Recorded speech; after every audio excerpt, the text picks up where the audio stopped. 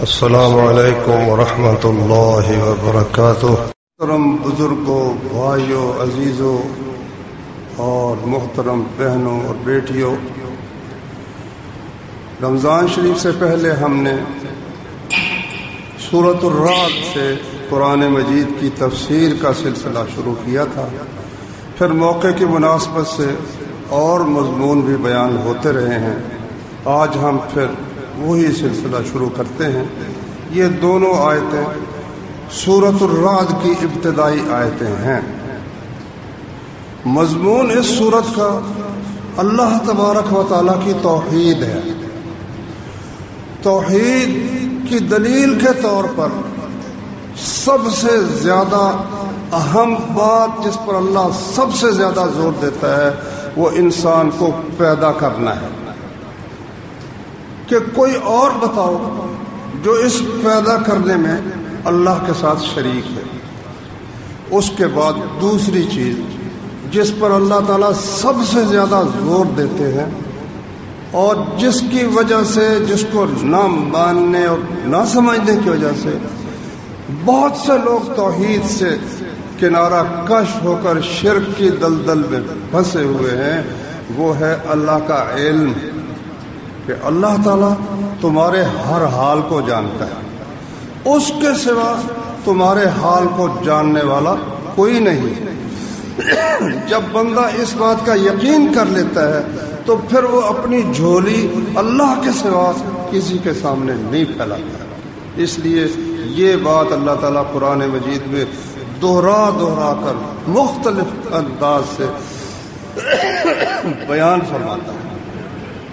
آج ہم نے جو آیتیں پڑھی ہیں، اللہ فرماتا ہے کہ اللہ یعلم ما تحمل کل انثی، اللہ ہی جانتا ہے کہ ہر مؤنث اپنے پیٹ میں کیا اٹھائے ہوئے ہے، وما تغیض الارحام، اور رحم کیا چیز کم کر رہے ہیں، وما تزداد، اور کیا چیز زیادہ کر رہے ہیں، بڑھا رہے ہیں، وَكُلُّ شَيْءٍ عِندَهُ بِمِقْدَار، ہر چیز اللہ کے ہاں ایک مقرر اندازے کے ساتھ ہے۔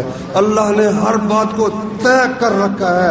ہمارا علم تو تھوڑا بہت جو ہے بھی وہ موجود کے متعلق ہے یا گزشتہ کے متعلق، وہ بھی ناقص، لیکن اللہ تعالیٰ گزری ہوئی ہر بات کو بھی پورا جانتا ہے، موجود ہر بات کو بھی پورا جانتا ہے، اور آئندہ جو ہونے والا ہے اس کو بھی پوری طرح جانتا ہے۔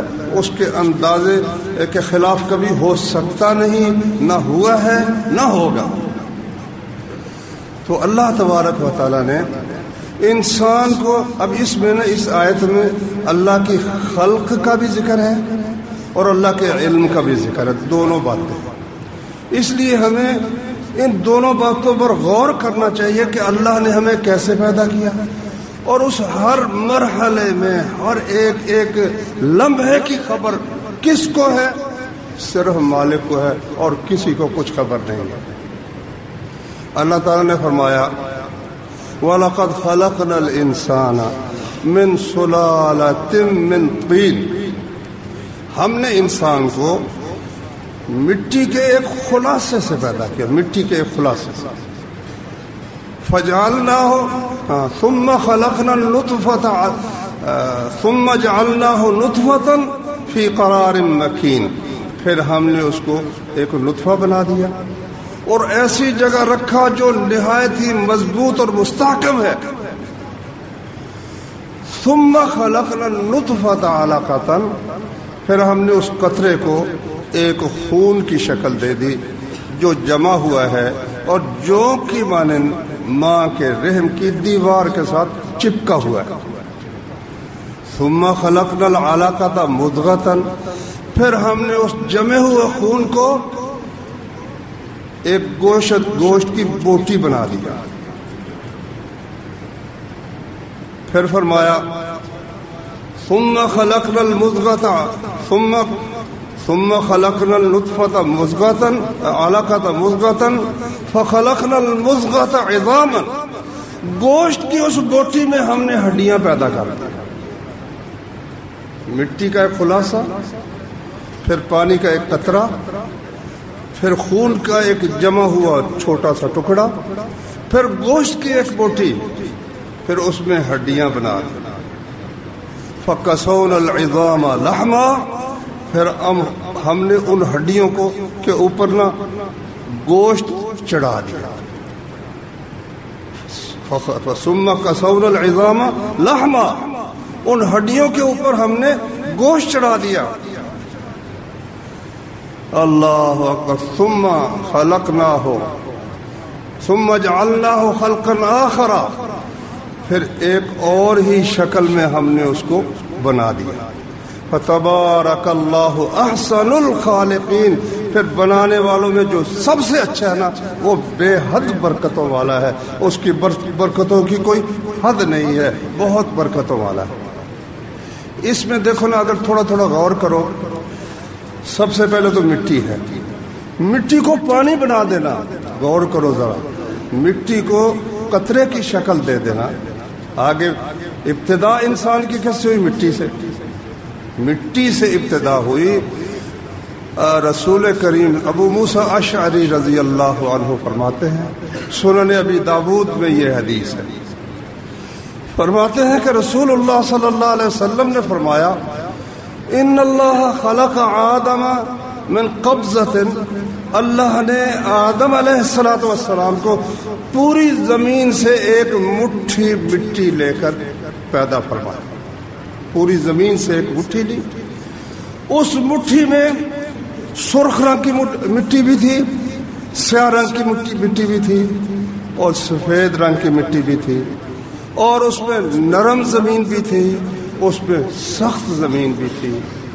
اسی لیے فرمایا نبی کریم صلی اللہ علیہ وسلم نے کہ انسان بھی اسی طرح کوئی سرخ رنگ کے ہیں، کوئی سیاہ رنگ کے ہیں، کوئی سفید رنگ کے ہیں، کوئی ان کے بین ہے، درمیانہ. ہاں جی، سرخ اور سیاہ کو ملائیں تو جو رنگ بنتا ہے، سفید اور سرخ کو ملائیں تو جو رنگ بنتا ہے، سفید اور سیاہ کو ملانے سے جو رنگ بنتا ہے. اسی طرح سے ان کی طبیعتیں بھی، کوئی نرم طبیعت ہے، کوئی بہت شدید پتھر کی طرح سخت طبیعت کا ہے، کوئی درمیان کی طبیعت کا ہے. اللہ تبارک و تعالیٰ نے تمام انسانوں کے والد، ہمارے والد ماجد کو زمین سے ایک مٹھی مٹی لے کر پیدا کیا.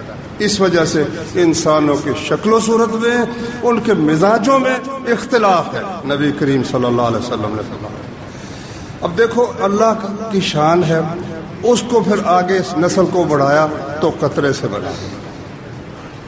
مٹی کو ایسے پانی کی شکل دینا جس میں مٹی کا نام و نشان ہی نہیں ہے، نہ مٹی کا کی کوئی اس میں چیز نظر آتی ہے، اس کو بالکل ایک پانی کی شکل اللہ تعالیٰ نے عطا فرمایا. اچھا، اب اس قطرے کو پروان چڑھاتے ہوئے، بڑھاتے ہوئے، اور رکھا اس کو کہاں؟ فی قرار مکین.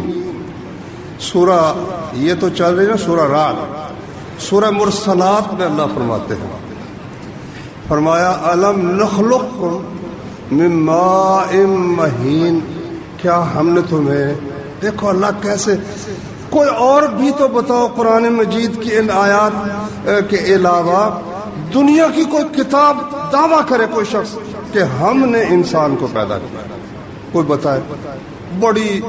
بڑا تیر مارا کچھ لوگوں نے انسان کی ابتدا کہاں سے ہوئی، رب تعالیٰ کو مانتے نہیں، اس لیے ٹامک ٹوئیاں مار رہے خود بخود. اور سمندر کے کنارے کے جو کائی جمی ہوتی ہے اس میں حرکت پیدا ہوئی، پھر ایک تھوڑی سی جاندار چیز بن گئی، پھر بڑھتے بڑھتے بڑھتے بڑھتے بندر بن گیا، بندر سے انسان بن گیا. اللہ اکبر. یہ ہے جہالت کا کرشمہ. اللہ کہتا ہے میں نے پیدا کیا، اللہ کہتا ہے میں نے پیدا کیا ہے. الم نخلقکم من ماء مہین، کیا ہم نے تمہیں ایک ذلیل اور حقیر قطرے سے نہیں بنایا؟ تمہیں ایک حقیر قطرے سے، ذلیل قطرے سے ہم نے تمہیں بنایا. فجعلناہ فی قرار معلوم، ہم نے اس کو ایک معلوم اور مستحکم ٹھکانے میں رکھ دیا. تین طرف سے اس کی ہڈیاں ہیں، پیچھے بھی ہڈی ہے، دائیں طرف سے بھی ہڈی ہے، بائیں طرف سے بھی ہڈی ہے. سامنے وہ خود ماں جو ہے وہ دفاع کرنے والی ہے، وہ گر بھی پڑتی ہے، وہ ایسا جمع ہوا ہے کہ شدید حادثے کے بغیر وہ گرتا نہیں ہے، ساکت نہیں ہوتا. اس کو اللہ کہتا ہے فی قرار مکین، مضبوط ٹھکانے میں ہم نے اس کو رکھ دیا. الم نخلقکم من ماء مہین فجعلناه فی قرار مکین الی قدر معلوم، ایک معلوم اندازے تک. یہ وہ بات ہے جو اللہ تعالیٰ نے یہاں اس آیت میں جو ہم نے سورہ رات میں پڑھی ہے نا، اس کی طرف اشارہ ہے کہ اللہ جانتا ہے ما تحمل کل انثی، جو ہر مؤنث اٹھائے ہوئے اپنے پیٹ میں، اور جو رحم کم کرتے ہیں اور جو رحم زیادہ کرتے ہیں، اور ہر چیز اس کے پاس ایک مقرر اندازے کے ساتھ طے شدہ ہے. یہاں فرمایا الی قدر معلوم، ایک معلوم اندازے تک. مطلب کیا ہوا کہ اللہ تعالیٰ جانتا ہے کہ کسی مؤنث کے رحم میں کیا چیز ہے. اچھا، پھر رحم کم کر رہے ہیں اس کو کہ وہ اس کی بڑھوتری ہو رہی ہے یا نہیں ہو رہی. وہ خود ہی تو بڑھوتری کر رہا ہے، وہ خود ہی جہاں چاہتا ہے وہ بڑھوتری نہیں ہونے دیتا، نہیں کرتا. وما تزداد، اور جو رحموں میں بڑھتے ہیں اس بڑھنے کو بھی ہر لمحے وہ جانتا ہے، اور اگر وہ چاہتا ہے تو وہ پہلے ہی رحم جو ہے اس کو باہر پھینک دیتا ہے. کسی شخص کو علم نہیں ہے کہ یہ بچہ مکمل پیدا ہوگا یا ضائع ہو جائے گا. اگر ضائع ہوگا تو کب ضائع ہوگا، پیدا ہوگا تو کب ہوگا. کوئی 6 مہینے میں دنیا کے اندر آ جاتا ہے، کوئی جناب 7-8 مہینے میں آ جاتا ہے، کوئی 9 مہینے میں، کوئی سال پورا لے جاتا ہے، کئی 3 سال لے جاتے ہیں. کئی دفعہ ایسا ہوتا ہے کہ وہ جنین نکلا، لفظ جیم اور 2 نون ہے، جنہ یا جن، اس کا مطلب چھپنا. جنین کا معنی پیٹ کے اندر وہ چھپا ہوا ہے. یخلقکم فی بطون امہاتکم، یہ سورہ زمر میں اللہ نے فرمایا کہ اللہ تعالیٰ تمہیں تمہاری ماؤں کے پیٹوں میں پیدا کرتا ہے، بناتا جاتا ہے. خلقا من بعد خلق، ایک شکل پھر اگلی شکل پھر اگلی شکل پھر اگلی شکل، شکلیں بدلتا جاتا ہے. فی ظلمات 3 اندھیروں، 3 تاریکیوں کے اندر. ایک پیٹ کا اندھیرا ہے، ایک رحم کا اندھیرا، بچے دانی کا اندھیرا ہے، ایک بچے کے اوپر جو جھلی لپٹی ہوتی ہے نا، جھلی لپٹی ہوتی ہے. جو جانور آپ نے دیکھے ہوں گے کہ جب بچہ پیدا ہوتا ہے تو کچھ دیر کے بعد وہ جھلی باہر نکل جاتی ہے. ان 3 پردوں کے 3 ظلمتوں کے اندر کوئی روشنی نہیں، کوئی غذا اندر جانے کا سامان نہیں، کھانے پینے کی چیز اندر جا سکتی ہی نہیں. وہاں اللہ پرورش کرتا ہے میرے بھائی، ہماری ہم سب کی. اللہ تعالیٰ اس پیٹ کے اندر یخلقکم فی بطون امہاتکم، تمہاری ماؤں کے پیٹوں میں اللہ تعالیٰ تمہیں خلق کرتا ہے، بناتا جاتا ہے. فی ظلمات 3 اندھیروں کے اندر. ذالکم اللہ ربکم فانا تصرفون، یہ ہے تمہارا رب، اس کو چھوڑ کر کدھر بیٹھے پھرتے ہو؟ کبھی کہتے داتا فلاں، کبھی کہتے گنج بخش فلاں، کبھی کہتے گود فلانی اری کرتا. ذالکم اللہ ربکم فانا تصرفون، کدھر بہ کے جاتے ہیں؟ تو اللہ تعالی نے فرمایا کہ اللہ یعلم ما تحمل كل انثى وما تغیض الارحام وما تزداد وكل شيء عنده بمقدار. اللہ جانتا ہے جو ہر مؤنث، ہر مادہ اپنے پیٹ میں اٹھائے ہوئے ہے، اور جو رحم کم کرتے ہیں اور جو زیادہ کرتے ہیں، اور ہر چیز اس کے پاس ایک مقرر اندازے کے ساتھ ہے. عالم الغیب والشہادہ، غائب کو بھی جانتا ہے، جو تمہاری نگاہوں سے اوجھل ہے اس کو بھی جانتا ہے، جو تمہارے سامنے ہے اس کو بھی جانتا ہے. الکبیر، بہت بڑائی والا ہے. المتعال، بہت بلند ہے. ایک جگہ اللہ تعالیٰ نے فرمایا کہ ان اللہ عندہ علم الساعہ، اللہ تعالیٰ صرف اسی کے پاس ہی قیامت کا علم ہے کہ کب ہوگا. ان اللہ عندہ علم الساعہ وینزل الغیث، بارش بھی وہی برساتا ہے، اس کا علم بھی اس کے سوا کسی کو نہیں. رسول کریم صلی اللہ علیہ وسلم نے فرمایا کہ ہر سال زمین پر ایک جیسی بارش ہی ہوتی ہے. یہی سمندر ہے، 70% سمندر ہے، اس میں سے کہتے ہیں بخارات اٹھتے ہیں اللہ کے حکم سے، وہ بادلوں کی شکل اختیار کرتے ہیں اور پھر وہ روانہ ہو جاتے ہیں. ہاں جی، اللہ تعالیٰ ان کو چلاتا ہے، جہاں چاہتا ہے اس کو برسا دیتا ہے، جہاں چاہتا ہے آگے ان کو چلا دیتا ہے. ہر سال زمین پر برسنے والی بارش یکساں ہوتی. پھر کیا وجہ ہے؟ کون ہے جو کبھی تو کئی سال تک، 7 سال 10 سال تک ان بارشوں کو، ان بادلوں کو آگے گزار دیتا، برسنے ہی نہیں دیتا، اور کہیں وہ سیلاب کی صورت بنا دیتا ہے، کہیں بالکل معتدل بارشیں ہوتی ہیں. فرمایا نبی کریم صلی اللہ علیہ وسلم نے، قیامت اس وقت تک قائم نہیں ہوگی جب تک مکے کی زمین، جزیرہ عرب کی زمین دوبارہ نہروں اور چشموں کی صورت اختیار نہیں کرے گی. دوبارہ پھر مکہ میں جو سڑے ہوئے پہاڑ ہے، جلے ہوئے پہاڑ ہے، دوبارہ وہاں پھر نہریں اور چشمے اور درخت اور سبزہ زار یہ پھر بن جائے. اب رابطہ علیہ ہے نا، اور ساتھ ہی قریب 100 کلومیٹر کے فاصلے پر طائف ہے، وہ ہماری بری کی طرح ماشاءاللہ. وہاں جناب بارشیں ہوتی ہیں، درخت ہے، سبزہ ہے، ہریالی ہے، سب کچھ ہے. کوئی وقت ایسا بھی تھا کہ یہ بھی سارا خطہ جو ہے یہاں بارشیں ہوتی تھی. پہاڑ جو ہے، پہاڑوں پر بارشیں اللہ تعالیٰ کر دے تو چشمے بھی پہ نکلتے ہیں، دریا بھی بن جاتے ہیں، نہریں بھی بن جاتی ہیں. جب وہ چاہتا ہے تو اس نے وہاں سے بارشوں کو ایسا ہٹایا کہ سال بھر میں 1 آدھ بارش ہوتی ہے، 1 2 4 بارش ہو جاتی. جب اس کا حکم ہوگا جیسا کہ رسول اللہ صلی اللہ علیہ وسلم نے فرمایا، پھر دوبارہ وہ سلسلہ شروع کر دے گا. تو فرمایا وَيُنَزِّلُ الْغَيْثَ، بارش وہ اتارتا ہے، کسی اور کا اس میں کوئی دخل نہیں. مصنوعی بارشیں ٹھیک ہے تھوڑی بہت کوئی کر لے، لیکن وہ جو سلسلہ بارش کا ہے وہ اللہ تعالیٰ کے ہاتھ میں. وَيَعْلَمُ مَا فِي الْأَرْحَامِ، اور رحموں میں کیا ہے یہ وہی جانتا ہے. وَمَا تَعْلَمُ نَفْسٌ مَا تَدْرِي نَفْسٌ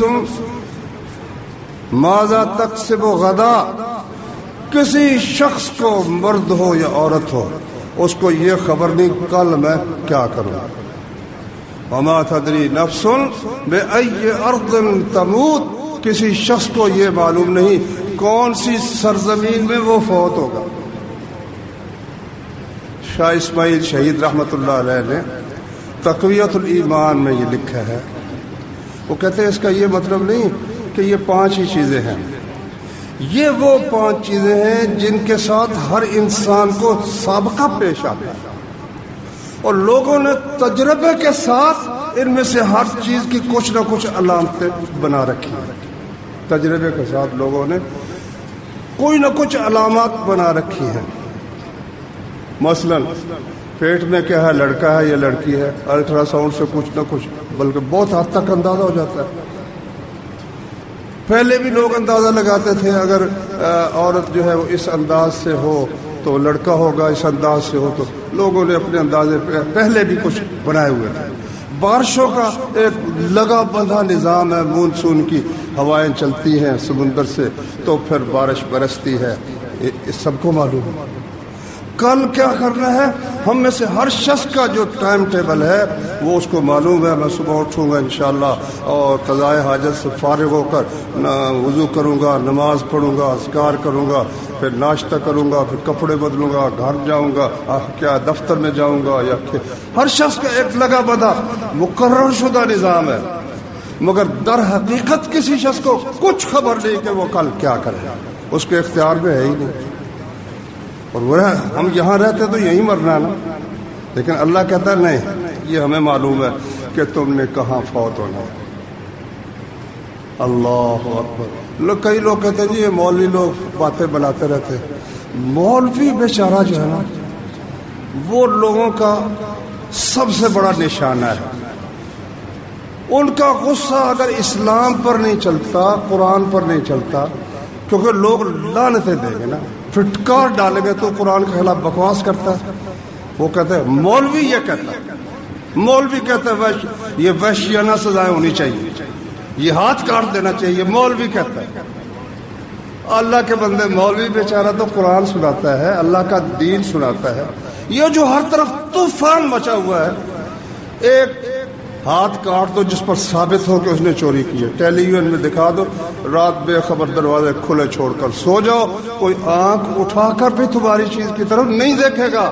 مولوی کا کیا قصور ہے؟ کہتے ہیں مولوی الٹرا ساؤنڈ سے سب پتہ چل جاتا ہے۔ اچھا، الٹرا ساؤنڈ سے پتہ چل جاتا ہے کہ یہ بچہ پورا پیدا ہوگا یا پہلے ضائع ہو جائے گا؟ الٹرا ساؤنڈ بتا دیتا ہے۔ الٹرا ساؤنڈ کیا بتا دیتا ہے کہ یہ خوش قسمت شخص ہے یا بد قسمت شخص ہے؟ الٹرا ساؤنڈ بتا دیتا ہے۔ الٹرا ساؤنڈ اس کا رنگ بتا دیتا ہے کہ سرخ ہے یا سفید ہے یا سیاہ ہے۔ چلو زیادہ سے زیادہ اس سے یہ اندازہ ہو جاتا ہے کہ بھئی لڑکا ہے یا لڑکی ہے، وہ اندازہ ہے۔ اللہ کا اندازہ غلط نہیں ہوتا، بندوں کا اندازہ غلط ہو جاتا ہے۔ ڈاکٹر خود کہتے ہیں کہ ہم جو بتاتے ہیں یہ ہمارا اندازہ ہے، یہ غلط بھی ہو سکتا ہے۔ 2 تجربے تو میں نے اپنی زندگی میں خود دیکھے ہیں، اخبار میں پڑھے ہیں۔ ایک تو لیڈی ڈیانا کے ہاں بچہ ہونے والا تھا، تو اس کے ڈاکٹر نے اعلان کیا کہ اس دفعہ نا لڑکی آ رہی ہے۔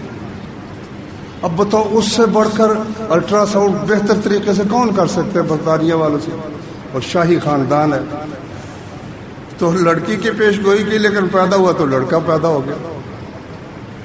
اور بی بی بے نظیر کے ہاں بچہ ہونے والا تھا، اور کچھ دن پہلے اس کا ڈاکٹر، اس کا مجھے نام بھی یاد ہے، عبد الرشید ڈاکٹر کا نام اخباروں میں آیا، اس نے کہا اس دفعہ لڑکا آ رہا ہے۔ پیدا ہوئی تو بے نظیر کی بیٹی پیدا ہو۔ اب اس سے بڑھ کر بتاؤ، پاکستان کے بھی حکمران ہیں، برطانیہ کے بھی حکمران ہیں۔ حقیقت یہ ہے کہ 1000 اگر حکم لگائے الٹرا ساؤنڈ والا جو ہے نتیجہ نکالے، اس میں ایک بھی غلطی ہو جائے نا، ایک بھی غلطی ہو جائے، علم نہیں ہے یہ۔ اب مثلا میں جاتا ہوں اپنی بیوی کو لے کر، وہ ایک فیصلہ کر دیتا ہے، کیا پتا ہے یہ وہ ان 999 میں سے ہے جو صحیح ہونے ہیں، یا وہ ایک میں سے ہے جو غلط ہونا ہے، مجھے کیا پتا ہے۔ اس لیے اللہ کا فرمان سچا ہے، لڑکی لڑکے کے متعلق بھی سچا ہے۔ اور اگر کوئی ضد کرے کہ نہیں جی نہیں یہ ایسا ہوتا ہے، ہم کہتے ہیں اچھا یہ بتا پورا ہوگا کہ نہیں ہوگا، کتنے دنوں میں پورا ہوگا یہ بتا، کیا 6 مہینے میں پیدا ہو جائے گا یا 9 مہینے میں پیدا ہوگا یا 10 میں یا 11 میں؟ اللہ، یہ تو پھل پکنے کا بھی پتہ نہیں کسی کو۔ ایک پھل ہے نا، ایک پھل ہے، کس وقت پک جائے گا یہ پاک پروردگار ہی جانتا ہے، اس کے سوا کوئی نہیں جانتا۔ سبحان اللہ۔ اس لیے اللہ تعالی ہمیں ان باتوں سے آگاہ کرتا ہے کہ تمہاری حالت کی خبر مجھے کو ہے، دھکے کیوں کھاتے پھرتے ہو، فلانے کو پتا ہے، فلانے کو پتا ہے۔ ایک بہت بڑے حافظ تھے، قتادہ ان کو کہتے ہیں، تو وہ کہتے جو بات میں نے سنی ہے نا وہ کبھی میرے دماغ سے محو نہیں ہوئی۔ تو جب اٹھنے لگے کہتے میرا جوتا کدھر ہے بھائی، جوتا کدھر ہے، جوتے کی خبر نہیں۔ وہ کہتے مجھے سب کچھ یاد رہتا ہے۔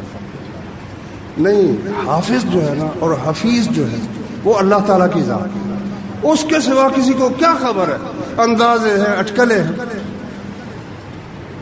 اللہ اکبر۔ جناب موسیٰ علیہ السلام ایک دن انہوں نے تقریر فرمائی، تقریر بڑی مؤثر اور شاندار تھی، صحیح بخاری میں حدیث ہے.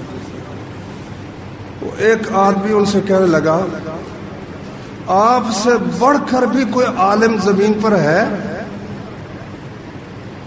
حق یہ تھا کہ وہ کہتے ہیں یہ تو اللہ ہی جانتا ہے، مگر بس ان کے منہ سے نکل گیا کہ نہیں، مجھ سے بڑا، مجھ سے زیادہ علم رکھنے والا کوئی نہیں. اللہ تعالیٰ نے ان کو وحی فرمائی کیوں نہیں، تم سے زیادہ علم رکھنے والا ہمارا بندہ خضر ہے، اس کو خضر بھی پڑھتے ہیں خضر بھی پڑھ سکتے ہیں، کوئی حرج کی بات نہیں. ہمارا بندہ خضر تم سے زیادہ عالم ہے. کہا یا اللہ پھر مجھے بتا کہ وہ کہاں ہے، مجھے بتا. یہ ہمارے لوگ جو یہ چوریاں ڈھونڈ لیتے ہیں، چوریاں کہتے ہیں نا تمہاری چوری فلاں جگہ میں پڑی، تو موسیٰ علیہ السلام تو نہ ڈھونڈ سکے کہ وہ کہاں پر ہے خضر علیہ السلام، اللہ تعالیٰ سے پوچھ رہے ہیں. نبی سے بھی بڑھ گئے یہ لوگ، جھوٹ بولتے ہیں، غلط بیانی کرتے ہیں. فرمایا رسول اللہ صلی اللہ علیہ وسلم نے جو شخص کسی چوریاں بتانے والے کے پاس جا کر پوچھے 40 دن اس کی نماز ہی قبول نہیں ہوتی، 40 دن تک اس کی نماز ہی قبول نہیں ہوتی. اور جو کل کی باتیں بتانے والے کاہن کے پاس جا کر پوچھے اس نے اس دین اور اس شریعت کا انکار کر دیا جو محمد صلی اللہ علیہ وسلم پر. اچھا یا اللہ مجھے بتا وہ کہاں ہے. اب اللہ تعالیٰ بتا سکتے تھے بھائی فلانی جگہ پر چلے جاؤ، مگر اللہ پر بھی قربان جائے، جس طرح چاہتا ہے اللہ تعالیٰ کرتا ہے. فرمایا ایک مچھلی لے لو اور 2 دریا جہاں ملتے ہیں، 2 دریا جہاں ملتے ہیں، اور جہاں یہ مچھلی غائب ہوگی وہاں وہ بندہ خضر علیہ السلام تمہیں ملیں گے. اب جن لوگوں نے ادھر سفر کیا بلتستان کی طرف، یہ جو کوہستان ہے، دریا میں کئی دریا آ کر مل رہے ہیں. ادھر سے یہ نیلم اور جہلم ملتے ہیں نا مظفر آباد میں، پیچھے نیلم کے اندر بھی جہلم کے اندر بھی کتنے ہی دریا چھوٹے چھوٹے آ کر ملتے ہیں. اب 2 دریا تو ایک تو نہیں ہے، 2 دریا ملنے کی جگہ بے شمار جگہ. اب ان میں سے وہ جگہ جہاں پر یہ مچھلی غائب ہوگی وہ بندہ تمہیں ملے گا. موسیٰ علیہ السلام نے وہ مچھلی لے لی. صاف ظاہر ہے کہ جو ہی مچھلی کو پانی سے نکالیں گے تو وہ زندہ رہ سکتی ہے، مری ہوئی مچھلی تھی، مردہ تھی. اور مچھلی تھوڑی دیر رہ جائے نا تو بدبو چھوڑ دیتی ہے جب تک اس کو نمک نہ لگایا جائے، نمک لگا کر خشک نہ کیا جائے. تو صاف ظاہر ہے کہ وہ مچھلی مردہ تھی، نمک لگا کر اسے خشک کیا ہوا تھا. اللہ نے اپنے اس جلیل القدر پیغمبر کے لیے ایک معجزہ اس کا بھی اظہار کرنا تھا. فرمایا یہ مچھلی زندہ ہو کر جب 2 دریا جہاں ملتے ہیں وہاں غائب ہو جائے، پانی میں چلی جائے، وہاں تمہیں وہ بندہ ملے گا. اللہ. موسیٰ علیہ السلام اپنے ایک خادم یوشع بن نون کو لے کر چل پڑے، اور یہ وہ شخص ہے جو بعد میں اللہ نے ان کو بھی نبوت عطا فرمائی تھی. اور ان سے اپنے عزم کا اظہار اس طرح کیا کہ لا ابرح حتی ابلغ مجمع البحرین او امضی حقبا، میں اس وقت تک رکوں گا نہیں جب تک کہ میں ان 2 دریاؤں کے ملنے کی جگہ پر نہ پہنچ جاؤں، یا میں مدت ہائے دراز تک چلتا ہی رہوں گا، رکوں گا نہیں، بس کو ڈھونڈ کر ہی چھوڑوں گا. فلما بلغ مجمع بینہما، جب وہ ان خاص 2 دریاؤں کے اکٹھے ہونے کی جگہ پر پہنچے تو موسیٰ علیہ السلام سو گئے. مچھلی نکلی اور دریا میں داخل ہو گئی، اور جیسے داخل ہوئی نا وہاں پانی کا بہاؤ اللہ نے روک دیا، ایک سرنگ کی. فاتخذ سبیلہ فی البحر سرابا، دریا میں اس نے اپنا راستہ ایک سرنگ کی شکل میں اختیار کر لیا. موسیٰ علیہ السلام اٹھے، اور جوان جو ساتھ تھا اسے بتانا یاد نہ رہا، دونوں چل پڑے، چلتے رہے، دن بھی رات بھی. اگلا دن، اس سے پہلے موسیٰ علیہ السلام کو تھکن نہیں ہوئی تھی. اب کہنے لگے آتنا غداءنا، یار کھانا لاؤ، کھانا لاؤ. لقد لقینا من سفرنا هذا نصبا، اس سفر میں تو بڑی تھکاوٹ ہوگی. اس سے معلوم ہے کہ نبی کھانا کھاتے تھے. یہ کہتے بزرگ کھاتے کچھ نہیں ہاں؟ اور کھانا ساتھ لے کے جاتے ہیں، یہ نہیں مان کر کھاتے ہیں. کھانا ساتھ لے جانا کوئی توکل کے خلاف نہیں ہے، کھانا ساتھ لے کر گئے تھے. اچھا اس جوان نے بتایا ارأیت اذ اوینا الی الصخرۃ، آپ نے دیکھا کہ وہ جو چٹان کے پاس ہم تھوڑی دیر ٹھہرے تھے، فإنی نسیت الحوت، مجھے وہ مچھلی بھول گئی، واتخذ سبیلہ فی البحر سربا، عجبا، اس نے دریا میں ایک عجیب ہی راستہ اختیار کر لیا. قال ذلک ما كنا نبغي، موسیٰ علیہ السلام نے کہا اوہ اسی لیے تو ہم گئے تھے، یہی چیز تو ہم ڈھونڈ رہے تھے، چلو واپس چلتے. فارتد على آثارهما قصصا، اب قدموں کے نشانوں کا پیچھا کرتے ہوئے واپس آئے. کیا مطلب؟ یعنی اگر یہ لوگ جو کہتے ہیں ہم دل پر نظر مارتے ہیں تو ہمیں پتہ چل جاتا ہے، تو کیا موسیٰ علیہ السلام کو پتہ نہیں چل سکتا تھا کہ وہ کہاں پر ہم بھول کر آئے ہیں؟ کھرا دیکھتے جاتے ہیں، کھرا کہیں اور کسی طرف نہ چلے جائے. یہ عالم الغیب ہوتا ہے جو کھرا دیکھ کر تلاش کرتا ہو. جب وہاں پہنچے تو ایک آدمی لیٹا ہوا تھا، چادر اس کے اوپر تھی. موسیٰ علیہ السلام نے کہا السلام علیکم. وہ کہنے لگا بندہ انا بارضک السلام، یہاں سلام کہنے والا کون آ گیا بھائی؟ کہا جی میں موسیٰ ہوں. اچھا موسیٰ بنی اسرائیل والے موسیٰ ہوں؟ موسیٰ تو کئی ہو سکتے ہیں. کہا ہاں میں بنی اسرائیل والا موسیٰ. ان کو پتہ نہیں چلا. کئی کہتے ہیں نبیوں کو ہو سکتا ہے پتہ نہ چلے، ولیوں کو پتہ ہوتا ہے. یہ ولیوں کے ولی ہیں، زبردست ولی ہیں. یہ لوگ کہتے ہیں جو ہی مرید اپنے گھر سے چلتا ہے پیر کو پہلے خبر ہو جاتی ہے. یہ مرید چلا ہوا ہے اور پیر صاحب کے پاس جا کر سلام کہتے ہیں، سلام کہنے والا کون آ گیا؟ پھر جب وہ بتاتے ہیں میں موسیٰ ہوں، وہ کہتا ہے اچھا بنی اسرائیل والے موسیٰ ہیں؟ کہا ہاں میں بنی اسرائیل والا موسیٰ. کس لیے آئے ہو؟ اس لیے آیا ہوں کہ اللہ نے آپ کو جو کچھ علم عطا کیا ہے مجھے بھی کچھ سکھا دے، مجھے اپنے ساتھ رکھ لیں، اپنے ساتھ علم کے لیے رکھ لیں. کہا موسیٰ بات یہ ہے میرے پاس ایک علم ہے جو آپ کے پاس نہیں ہے، اور آپ کے پاس ایک علم ہے جو میرے پاس نہیں ہے، اور آپ میرے ساتھ رہ نہیں سکتے، اس لیے میں تمہیں کیسے رکھوں؟ کہا ستجدنی انشاءاللہ صابرا، انشاءاللہ آپ دیکھیں گے میں آپ کے ساتھ رہ کر صبر کروں گا. ولا اعصی لک امرا، آپ کے کسی حکم کی خلاف ورزی نہیں کروں گا. یہ بھی استادی شاگرد جی کا ایک قاعدہ ہے. شاگرد آگے سے بکواس کرنا شروع کر دے اور استاد کا استہزاء شروع کر دے، وہ کس طرح سے وہ علم حاصل کر سکتا ہے؟ وہاں تو خاموشی ہونی چاہیے، پوچھے بھی تو ادب کے ساتھ.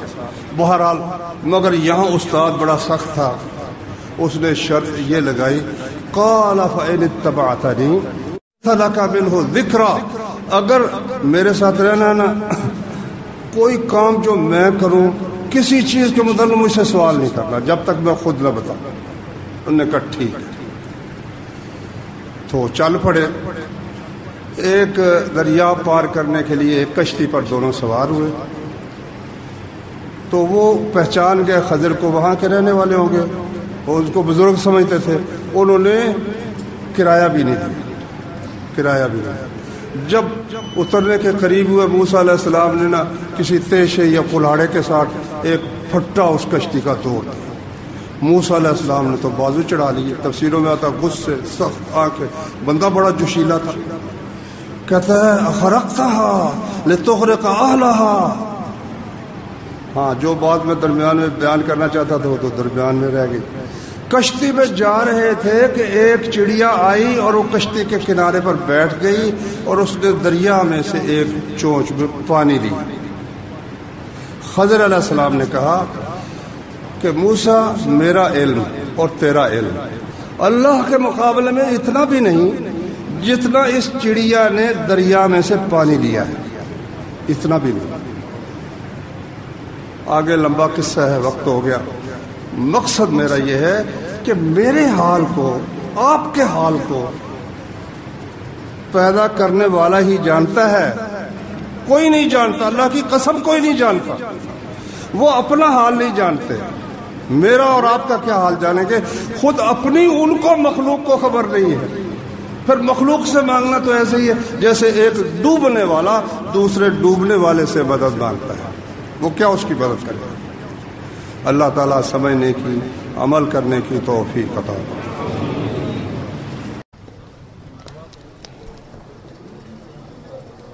سبحانك اللهم وبحمدك أشهد أن لا إله إلا أنت أستغفرك وأتوب إليك